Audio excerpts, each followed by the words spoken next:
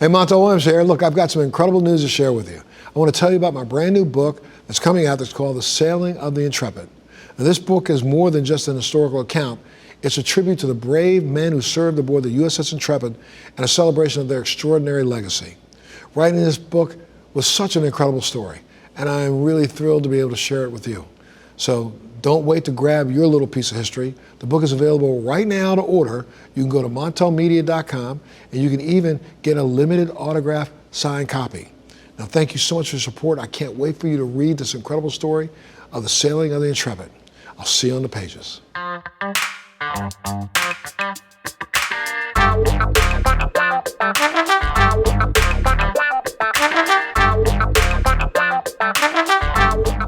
Well, hey guys, welcome back to Let's Be Blunt with Montel, a podcast where we have real conversations about cannabis, culture, and so much more. Of course, I'm your host, Montel Williams, and you know my mission is always to educate, inspire, and to break through the stigma surrounding this incredible plant. Well, today, we've got an amazing guest joining us. Not only is he an attorney, an entrepreneur, and a family man, but he's also the founder of a premium Black-owned cannabis brand shaking up the industry in Maryland and beyond. You may recognize him from his stint on Bravo's Real Housewives of the Potomac, alongside his incredible wife, Dr. Wendy Osefo. I'm thrilled to introduce Edward Eddie Osefo, founder of Happy Eddie. Eddie, thank you so much for being a part of Let's Be Blunt with Montel today, sir. Thanks, Montel. Thanks for having me. Absolutely. So good to have you here, my friend. Let's talk a little bit about your background, where you're from. It's such an honor to have you on the show, but let's, take me through, how you personally and professionally, your background led you to where you are today, and that's a path involved with cannabis. Sure. So my origins start in Baltimore. I was born and raised Baltimore, Maryland. Went to school locally, University of Maryland, College Park. Went away for law school, up to Philly, came back, and practiced law like in the state and local tax field. And so I was practicing law. I knew my wife as a teenager. It was kind of a love story, if you will. Knew each other from 17. We got together after college, got married. We have 3 kids. And all of a sudden, I would say, 5 or 6 years into our marriage, I find myself, I found her with the opportunity to join Real Housewives of Potomac. Prior to that, I was an attorney. She is a professor. She was a professor at Hopkins University, Johns Hopkins University. And we find ourselves this opportunity to be on a reality show. And of course, initially, I'm a little, apprehensive, like, oh, is this like the best move for us? But the way she lives life is, YOLO. You only live once. So you got to seize the day, take all opportunities that are in front of you. And so we find ourselves on this platform, 1 million plus viewers every week. And they're kind of watching our lives. So it takes a while getting used to that part. But after a while, you're just going through, the motions, and they're getting to see the insights of your inner workings of your family, how, my wife interacts in her friend group, and it's just what we're about. Now, fast forward to me being on the show. One of the days, the women have an event. I attend the event, and apparently I'm smiling extremely hard at one of the ladies. So she terms me Happy Eddie, and it starts going through the group, proliferating that Happy Eddie was flirting with me because he was smiling at me. And so it took a life of its own online. It went viral kind of thing. And all of a sudden, this was around the time that Maryland was going wreck in Maryland in terms of marijuana use. And so I knew I wanted to get involved in the industry initially, but I didn't know how I would do it. It's one of those things, you need a license, or you need to have partnerships or have some type of connection to the industry before you can enter it.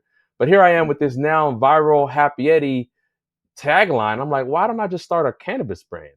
And so after a while, meeting with different partners, investors in Maryland, I met with a group, Curio Wellness, and, it was a match made in heaven. We kind of grew up in the same area in Baltimore, connected with them. And I said, hey, I want to start a cannabis brand.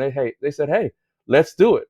And so, I've been in the industry since 2023. I think that, people see me and they don't see a poster child for cannabis use. And so it's part of my mission and reach to use my platform and privilege to break those stigmas that were associated with cannabis use. They think you're going to be lazy. They think you're going to, not be about anything. But then they see me, a professional. They're like, oh, he has a family. He's still functioning. Wow. If he's looking at it, why can't we look at the plant differently? And so just really trying to change those perceptions and trying to shine a spotlight on the Black and brown community that was historically criminalized by the war on drugs, and try to show a different side of cannabis now that a lot of states are legalizing marijuana. And so that's kind of been my story of the origin story, if you will, but then trying to just, lend my voice to the cause that many like yourself have been doing in the community in terms of just changing those stigmas and those stereotypes that are associated with this plant.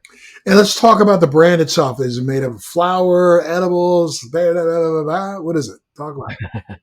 Yeah, so we started with flour, of course. So now we have flour, we have pre rolls, we have different varying sizes, 8, 7 gram, 14 grams, different strains. We have probably at least 10 strains in terms of uh, flour and pre rolls, and most recently we launched edibles. So now we kind of have a product suite, and it's kind of like, because I'm a professional, I want to use products that I want to promote products that I would use.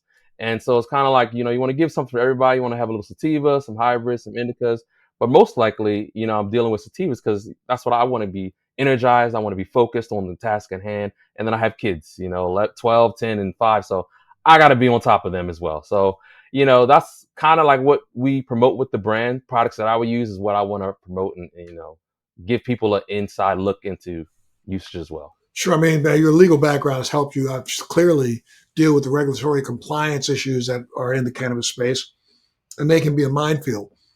Has your Yeah. legal background really, have you called upon that quite a bit to help you maneuver through the challenges of the industry? Yeah, I would definitely say so. I think just understanding how networking and how being able to understand rules and regulations in an ever-changing environment, how helpful it is. I didn't realize how helpful it is from a professional setting, but now in this setting where you have people coming from all walks of life into the cannabis industry. And so just being able to understand how the rules change, the regulations change, and being able to digest them myself without having to reach upon a lawyer to, tell me, okay, what does this say? What does this mean? How does this change impact me? And understanding the legal ramifications in terms of advertising or wanting to do programming and just staying within the bounds and the confines of what is in front of me, I think is, the legal background has helped me tremendously with that. I'm sure education is another big hurdle in this space, especially with all the misconceptions surrounding cannabis. How does Happy Eddie, deal with, and tackle consumer education? Yeah, so that's actually a funny thing you mentioned. Like I go into dispensaries and do pop ups, and so I've found that a lot of people, some people are there for recreational use, but there's a lot of people who are there for medicinal purposes. A lot of people suffering from anxiety, depression, or just have chronic pain, and understanding that has led me to understand, okay, there's more to the plant than just feeling good or getting high and doing having a good time. People use it for specific purposes, and being able to educate the consumers who just come in and say, well, let me just get what's popular and say, wait, what are you trying to accomplish with, smoking cannabis? Oh, well, I have anxiety. Well, okay, maybe you should look at these terpenes that focus on anxiety, and maybe focusing in on what you're looking for, what kind of relief you're looking for will be helpful. So I think being able to understand, that some consumers are not all consumers are the same. So their education levels fluctuate and vary. And so being able to have people who provide that education to them as they come into dispensaries, knowing that every dispensary is not created equal, meaning some dispensaries, the bud tenders are just telling you what's popular, whereas others are actually educating the consumers on the plant, the product. And people, knowing that people come from different walks of life, it allows me to use that educational mind frame and mindset to tell them A, about the product, but then B, okay, maybe you should look at this product if you're looking for, let's say, nighttime relief. And that may not be in my product suite, but this is going to help you because this is what you're looking for. Sure. And so just understanding that is very helpful as well. As a high profile figure in your community, how has your entree into the cannabis business been perceived and received, especially in your own social circles? It's that's a great question. It's funny because friends and family are like, and I'm Nigerian by background, and so friends and family are like, wait, this is illegal. Why are you doing weed? Why are you selling weed? They're not understanding that now it's a multi-billion-dollar industry. They're not understanding that a lot of states are legalizing marijuana use. They're not understanding that it's a plant that has medicinal purposes. They just think of the nefarious aspects of cannabis. And so, I think I don't want to say the perfect vessel, but they give it a chance to learn more about the plant. Meaning, well, we know Eddie, he went to law school, he's an attorney, he's an engineer, he did engineering in undergrad. So we know he's not into nefarious activities. So what is it about this business venture that's different? And so I think they've given it a chance. They've actually taken it upon themselves to one, try the product and know that just trying it is not going to condemn you for life. And then B, just understanding that, it's one of those things where the more you educate yourself, the more you understand that it's just like It's actually better than alcohol use, but it's something that's helpful to some people, and it's something that's used for recreational purposes for other, but it's not something that should be stigmatized as bad, as wrongful, as harmful to the community. And how old are your kids right now? So they actually, my 11-year-old just turned 12, so I have a 12-year-old, a 10-year-old, and a 5-year-old daughter. How do you explain it to, I'm sure you don't say anything to your 5-year-old, but how do you explain it to your 10-year-old and 11-year-old? It's funny because now that they're a little bit older, they kind of. I remember as far back as maybe three years ago, I went on a field trip as a chaperone for my son, and we were at an aquarium, I think it was, but we were outside, and some of the kids were smoking weed, and so it was like, Dad, they're smoking over there. They're smoking over there. But now, fast forward 3 years later, he knows that I'm in the cannabis industry. He actually jokes with me like, "Oh, you're going to do Happy Eddie? Oh, you're selling weed?" But now he actually knows that it's not bad because I talk to him about it. And I say, like cannabis is like medicine. It's like going to CVS and picking up a prescription of Tylenol or picking up a prescription of Motrin. This is people use this as medicine, and it shouldn't be looked at as something that bad people do. It's a business. It's a way for people who were once criminalized for this behavior to now enter the industry. It's people who are actually locked up. They're actually able to get out now and actually be contributors to society. So it's not a bad thing. And so having those conversations are very interesting because when you see a 12-year-old and 10-year-old talk to you, you're kind of like, wow, you're wiser than I would have given you credit for. But they understand once you break it down in terms that, the perceptions have changed, and it's a drug, just like any other drug that you take when you're hurt or you have ailments. Sure. And do you see yourself getting involved in advocating for cannabis legalization, let's say at the federal level? Yes. So one of my missions, just given my background, my legal background, it's one of those things where you can't just enter an industry as an entrepreneur and say, okay, I'm going to benefit from the capitalistic aspects of it. I also want to, given my platform and privilege, advocate for social change for those political groups that are trying to change the criminal justice reform initiative. So we've partnered with Last Prisoner Project, and we've supported a lot of their initiatives in terms of fundraising at the dispensary level, just because people are going to buy my product and support it. I want them to know that we also support Last Prisoner Project, and their goal and their aim is to get people out who were not I won't say wrongfully, but who were convicted of cannabis crimes, minor cannabis offenses, to get them out of jail, because it doesn't make sense for people to still be locked up for something that is now legalized in many states. So advocating for organizations and shining a spotlight on organizations like Last Prisoner Project has also been a mission of myself getting involved in this industry. It's not just to speak about the good products that I could offer, but also the work that they're doing. And so I'm And trying to do that. does it not throw you? Do you say does it not throw you though to see that in several of the states that have passed and legalized, now there's pushback, and you're getting a lot of politicians who are jumping on the bandwagon saying, "Oh no, we should have never done this. We got to get rid of this." In several states around the country, we still have the same level of arrests that we had prior to legalization. Does that not throw you a little bit? It's a weird situation because it doesn't mean that good has not come from the cannabis legalization and changes. It just means that there's other intricate parts of society that we have to change. Even if you folks are still getting locked up at a similar rate, that doesn't mean that there hasn't been good in terms of criminal justice reform with respect to cannabis offenses and cannabis legalization. I think that it's important to know that two things can be happening at the same time. And I think that by cannabis being legalized, there shouldn't be an industry that's being created for people who weren't directly impacted for cannabis offenses that are benefiting from it. And I think that's the aspect of the criminal justice system that needs to be righted and needs to be changed and needs to be impacted, because there's people who are benefiting from this. So why are people still locked up and in prison for cannabis offenses? This you kind of shifted a little bit into the idea of social equity and that's one of the core focuses of your brand Right. and you and your brand. Right? You're operating in an industry where Black entrepreneurs really account for less than 3%, I believe, or 2% of the entire cannabis businesses nationwide. Why don't you talk to me a little bit about how that plays into your mission? Yeah, so I think just being in this industry, I quickly realized that it's a privilege. It's a privilege because there's not a lot of people who look like me. And because of that privilege, I have to take it upon myself to leave the door open for others to enter this industry. And it's not just at the level of a cultivator, a manufacturer, or a dispensary owner. There's many ancillary things that people who want to get involved in the cannabis industry can can benefit from. And so I've made it a mission to, partner with Black and brown, businesses that see the barrier of entry as too high. It's a high capital intensive mission to get a cultivation license, a cultivation facility.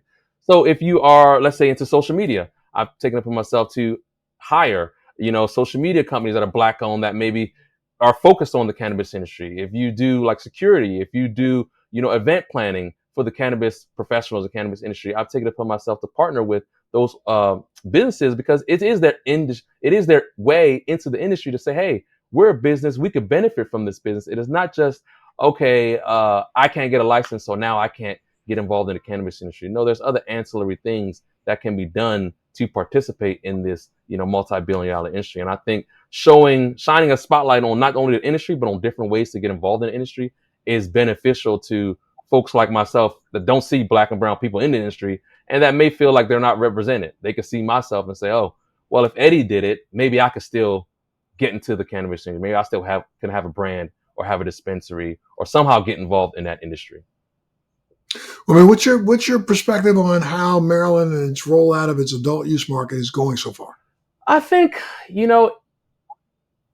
we've just seen social equity licenses coming on board in terms of the dispensaries and micro dispensaries that have benefited from this last round of the social equity lottery. I think it's still yet to be seen the impact. And I've heard a lot of gripes and complaints about its rollout and how, the same people are benefiting from the social equity lottery.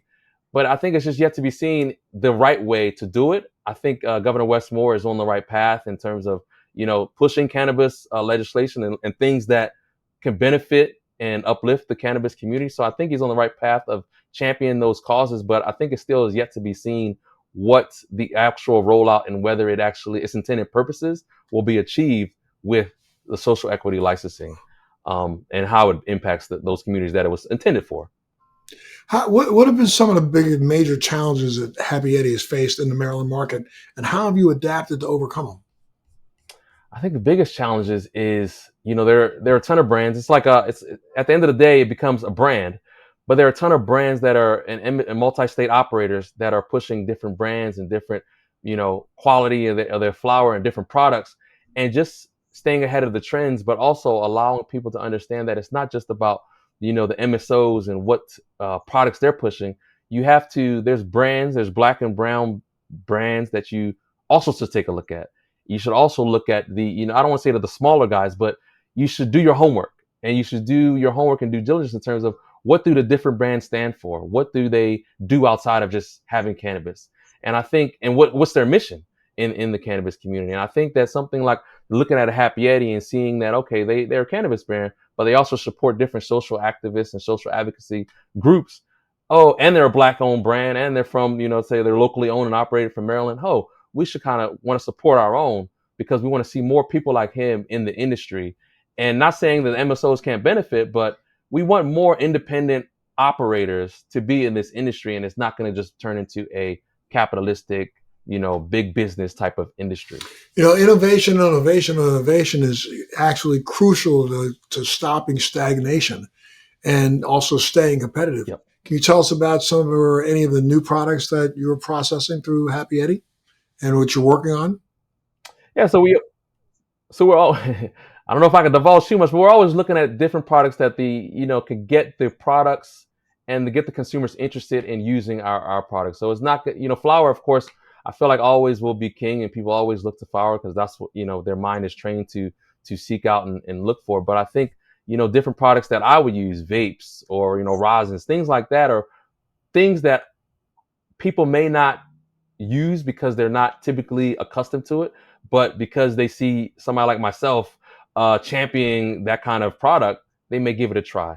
And so, vape cartridges, things of that nature are products that we look at. Of course, quality of flower is always going to be big. Edibles, I use edibles because, like I mentioned, I have kids, and so it's just easier throughout the day to pop an edible versus, to smoke a joint.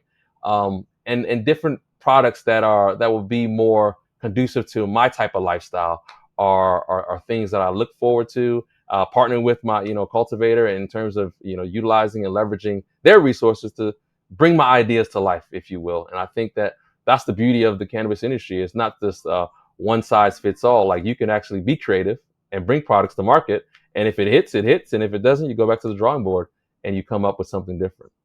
Sustainability has become a really important part or an important issue in the industry. How does Happy Eddie incorporate sustainability practices into what you're doing? I think it's important. If you're dealing with the plant, you definitely have to think about those type of things. You definitely have to understand that, it's you you need to be focused on not only producing a quality product, but because it comes from the plant, it comes from the earth, because it is something that has to be processed. You want to be able to use the sustainability practices that have worked, and the things that don't work, you want to do away with, or look for innovative ways to change those different processes. And I think that that's something that we haven't really taken a look at in a microscopic level, but I think it's at the forefront of, as we grow in this industry, is what we need to take a look at, and just make sure that we are instituting sustainability practices, so we're not just you know utilizing and not. Sure, no, I was going to say, sure, but now let me ask you a question. So you have a brand, were you sold in multiple different dispensaries, or you are subcontracted by multiple different dispensaries, or you have one group that you're working with? So we have in Maryland, and like I mentioned, in Maryland, we work with a licensed cultivator, and they grow our flowers, because, like I mentioned, it's the barrier of entry is high, and so we don't have a license in Maryland. And as we expand in different states, we're expanding to Missouri, we're expanding to New Jersey. Within actually a few months, we're working with different licensing partners, because that's I would say, the easiest way to get into the market. And so being able to partner with a group and look at how they have operated, and to the extent that it's not, being able to pick and choose who you partner with is very instrumental in the quality of product you bring into market. And so being able to have the insight, and like you mentioned, in whatever best practices they instituted, and if they have actually these sustainability practices, I can see it up front before I get into business with them. And if it's not there, I can go elsewhere and take this brand to another licensing partner. And so we've actually had the good fortune of partnering with, Curio Wellness in Maryland. We're going to partner with them also in Missouri, and we have a different cultivation partner that we're working with in New Jersey. So it's that versatility is also there when you don't have the actual license, boots on the ground, but you can find out a partner who best molds with your, ethos and your company's brand. Sure. Well, looking ahead, do you believe that what do you think is going to be some of the most significant trends shaping the cannabis industry, let's say over the next 5 years? I think over the next 5 years, I think beverages and just easy accessibility to the effects of cannabis. I think that's going to consumers, their tastes are going to change. They're going to look for stuff that's very specific to what they're looking for, but then also stuff that's easy. I don't want to say digestible, but easy to access throughout their day. And I think that that's what beverages will come in handy, because people are going away from sodas, but they're going into probiotic type of drinks. They're going away from alcohol. They're going into mocktails, and so I think that the cannabis industry will see a shift in terms of beverage uses and how people are consuming cannabis and the products in different ways. And I think that's something that we are particularly keeping a steady eye on, just in terms of the different type of products that they are looking for, but then also just knowing how can we be adaptable to when the shift starts to happen and the trends start to occur. And for aspiring entrepreneurs that are out there in this cannabis space, what advice would you give them about, your experiences? I think seeking out mentors, which may be difficult because you don't see people like yourself, but just asking questions of people in the industry and learning as you go. You don't have to have all the answers at once, but you have to have a mentality that you're going to keep going until you get your answer, and you're going to keep knocking on those doors. I think that tenacity and that quest for knowledge and growth will serve you well, especially in a growing industry where everybody doesn't have the answers.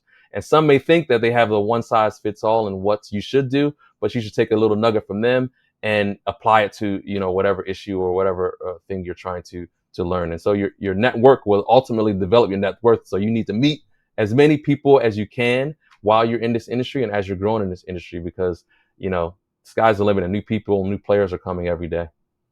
Can you share your vision for Happy Eddie in the next, say, decade, let's say next 5 years, and the next 10 years? My vision for Happy Eddie is to become a household brand. There's a lot of large brands with big dollars behind them and big PE venture capitalists behind them. But as a small guy, and leveraging my platform and the ability to enter homes of people who may not be cannabis uh, big cannabis users, but they may be cannabis curious. I want to see the brand grow, and people look to me and say, well, if he did it, let's look at this cannabis. It may not be as bad as we once thought when we were growing up, and give it a try, because I think the cannabis industry is evolving, where it's hopefully over the next 5-10 years, it's going to become a household thing, like, alcohol, like any other thing that is used in consumption. And I think that being ahead of that trend and understanding that when people look at you, they may not see the poster child for cannabis use, is going to bode well for me and the brand, and just being able to grow in different states, because you're not in different state. We're only in one state, but we could easily grow into 10 states. And so being in different states, it allows me to get in front of different consumers, to allow them to see that there's benefits, there's education, there's a lot of social activism and advocacy that could occur in this community. And it's not just the dark child in the corner in the shadows that you shouldn't pay attention to, because it's happening. It just needs to happen on a more regular. Are you worried at all with some of the trends that you're seeing in some states around the country who are trying to roll back their cannabis initiatives? Yeah, as the administration has changed, and at one point in time, one state after another was legalizing rec use, and the overarching theme and thought was that the other states would see the states and the benefit and would also follow suit. So it does worry me, because it's almost like we will be going backwards. And the states, we were moving forward. We were making social changes. We were seeing the impact of cannabis reform. We were seeing the impact of states legalizing marijuana use, and to now roll those things back and try to act as if there's no real benefits in this industry, I think is very detrimental. And it is scary, because, it really, I don't know if it's based or rooted in science, but it's more so the same social practices that were instituted in the past to criminalize this activity. And so I just don't, it worries me, but I hope that things will change and we will turn that corner, because we were trending in the right direction, if you will. So now Maryland right now has both a medical and a rec, or is it mostly rec? What is it now? Medical and rec. Okay. And so you can still get a medical card, and the pricing is different. Is that what's going on? Correct. The pricing is different. You get access to higher doses if you're medical, no sales tax if you're medical as well. And so there's benefits of being medical, but now they have the rec program as well for folks. Wow. And do you see? I mean, somebody told me that there's still people being arrested in Maryland for minor possession. Is that true, or is that false? You know, that's something that, I'm sure it happens, because at the end of the day, people still have their preconceived notions with regards to the plant. It shouldn't happen, especially since it's illegal. It's a quantity in which you can carry, as long as you're not smoking it in the public. But I think that's alarming if people are still getting arrested, because that's not, it's legal. But I don't know. I don't know if there's any truth to that. I have not seen the statistics behind that yet. Does a Happy Eddie have a program where you're out trying to educate? You said you go personally to do pop-ups. I was doing that quite a bit. I have product in the marketplace also. Yeah. And I think that's really the best place for people like yourself and me with brands to be out there meeting the patients, so they understand what differentiates your brand from others. However, are you doing any other things, like doing any monthly gatherings, or are you trying to go to places where you can actually educate some more consumers, or what? Yeah, so we try to do a number of different activities. Like next month, we were partnering with a councilman here in Laurel, Maryland, to do an expungement clinic. He oftentimes does an expungement clinic, and so we're going to lend our voice and our platform to the expungement clinic and help those constituents who come in with their issues to understand that, hey, we're a brand who supports what you guys are doing, but then B, everything. It's not always, meet us in the dispensary and that's where you're going to get your education. You may get it at an expungement clinic, and just understanding what our brand is and what we stand for. And so I think being able to be in the different places, you get to meet different consumers, but then you also get to preach and kind of, put your messaging out there in terms of what your brand is about. And I think that segues into people wanting to learn more when they see, okay, we don't just see you at the dispensary. We see you at this expungement clinic where you're helping folks who, are trying to, get legal and get right in the eyes of the law. And so you are in different settings to let people know that your brand sees them, your brand recognizes them, and Happy Eddie is a full supporter of any type of social advocacy effort. So I think that education is more than just, what you see online and what we could give to you when you come into the dispensary, because you're already looking for cannabis when you come there. Yeah, and I often I thought about this hard. I mean, Maryland, Washington D.C. D.C.'s got a cannabis law, but theirs is entirely different from yours. Do you see patients crossing back and forth between municipalities, or how does it work? Well, technically, it's not legal, but I've seen folks come from Washington D.C. to the neighboring, Maryland to buy their products and go back to, Washington D.C. I met them, in dispensaries. I've actually seen folks come from neighboring Delaware, Pennsylvania, in Maryland dispensaries because, I've heard people say, "Oh, well, the cannabis is better in Maryland, so we cross state lines," or I have a medical card and I'm able to get more in Maryland. So I've seen the different folks come in from neighboring states who may just have a medical program, for example, in PA, and so they've come to Maryland to find that relief. But this is mostly in the neighboring jurisdictions that is easily accessible. But I think that what DC has going on, hopefully one day, with Maryland being so close, they would have this fully rolled out, legalized program. But they still are operating in a state of the wild wild west, if you will, where there are a lot of legal shops in DC, and there's a lot of crime and things like that that are coming about But in, because but in, but in DC, you can't sell cannabis. You can right. sell cannabis related products. And they have to give away the cannabis, right? It was Thank just you. the strangest thing in the world to me. It's the weirdest thing that you could buy a T-shirt and you can get your cannabis, like it, and that's odd. You buy the T-shirt and the cannabis was free. Exactly. That's Which makes ridiculous. it's odd of how it came about to be written that way, but it's one of those things where and then with the neighboring states, with Maryland being so close, you would think that at least a program will be rolled out where you're buying the cannabis is legal and it's not a gifting type of program, or there are legal shops that can sell cannabis legally. And so DC being so close, a lot of folks have wanted my product in DC, but it's like I mentioned, it's still the wild wild west where I'm a little unsure about being in DC, even if it's a neighboring state. You have to partner with somebody in DC specifically, right? Specifically, yes, exactly. In DC now, do they have growing licenses and they have processing licenses? Because that's the product itself, which doesn't make sense to me. So you have these licenses that allow you to grow it, the licenses allow you to process it, but then once you've grown it and you process it, you can't sell it, but you can give it away.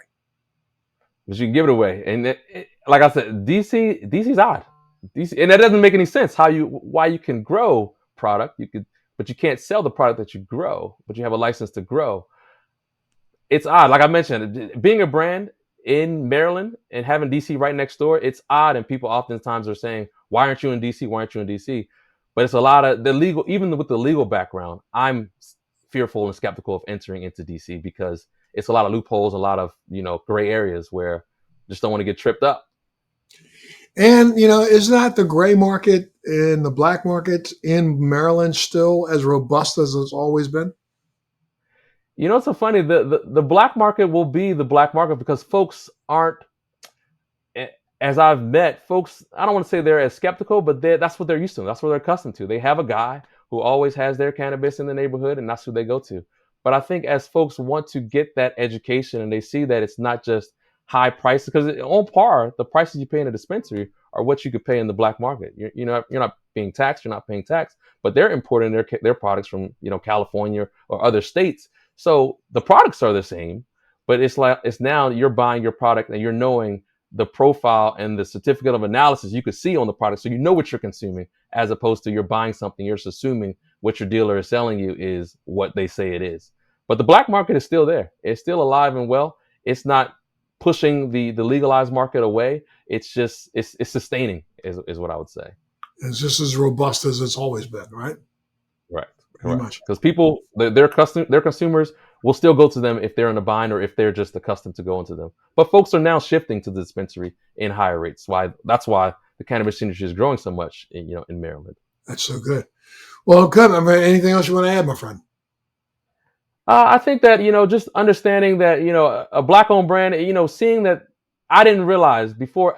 I'm always on a constant search for education. Just having gone through law school, I'm always educating myself, and everything I thought I knew about cannabis proved to be just scratching the surface. And so I think that even myself being an entrepreneur in the cannabis industry, I'm always on a quest for knowledge and learning. And so I would just advocate for folks who are entering or who are kind of curious to learn about the brands that they're supporting, to learn about the initiatives that they're into, and to look not only to, just getting high effects, but look to what you're consuming in your body and what you may be looking for. If you have anxiety, depression, or what have you, you're trying to treat that. You're not trying to have anxiety and then start taking in a sativa. You're really trying to treat what you're smoking cannabis for.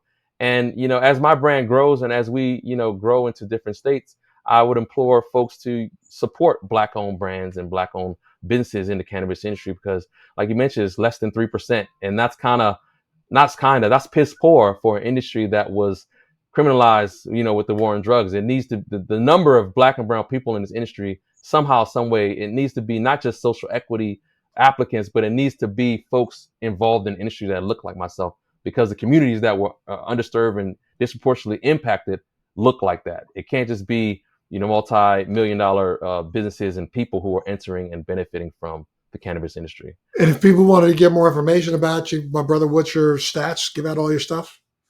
Sure. So I'm on Instagram. My name is I am Eddie O. The brand is Happy Eddie __ on Instagram and all social media platforms. They can check out more about our products at www.happy-eddie.com. And yeah, just follow us on social media because like I mentioned, we're going into Missouri. We're going to be in New Jersey. So we're trying to spread the happy vibes and happy message to different states and different audiences. So I hope that people just follow the journey because unlikely journey, but it's a journey nonetheless. Congratulations to you, my friend. Thank you so much for what you do, and keep doing it and keep educating as many people as you possibly can and keep busting your butt the way you are. I appreciate it. Thanks, Montel, for having me. I appreciate your time and your space and your platform. Yes, sir. Thank you. And for you out there, make sure you keep tuning in to Let's Be Blunt with Montel. Thanks for joining me on Let's Be Blunt with Montel. Please make sure you're subscribed and hit the bell to be notified when new episodes post each week. We'd love to hear your feedback also, so please send us your comments. Hey guys, Montel Williams here. Did you know that you could save 20% on your medical cannabis card today? That's right. With LeafWell, you can connect with a licensed healthcare provider through their easy-to-use telehealth platform. Whether you're managing chronic pain, anxiety, or just exploring cannabis for health reasons, LeafWell makes it quick, simple, and stress-free. And here's the best part. When you head to leafwell.com/Montel, you'll get an exclusive 20% discount off your medical cannabis card. Why wait? Join over 1 million satisfied users who trust LeafWell with their cannabis care. So that's right. All you got to do is go to leafwell.com/Montel and get started today and save 20%.